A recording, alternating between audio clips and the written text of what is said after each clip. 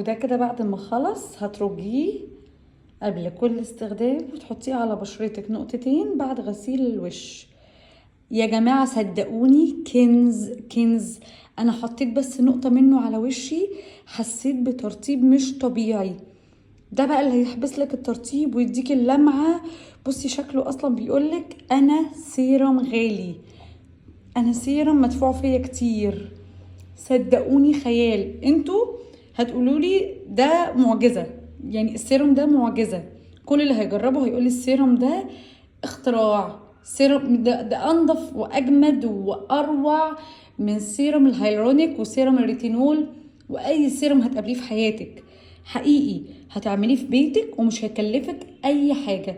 هتشوفي بقى جماله ونتيجته على بشرتك من اول استخدام، وتقدري تدهني بيه اي مكان في جسمك.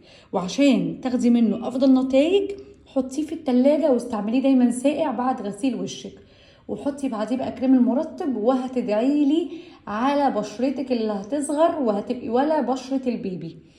مستنياكم تجربوه وتقولوا رأيكم في الكومنتات.